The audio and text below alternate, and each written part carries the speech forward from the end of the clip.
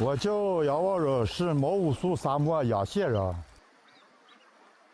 这个地螺昨天晚上下上，今天早上嘛把这个地螺捞出来，这是螃蟹捞出来以后倒在咱俩这里头过冬。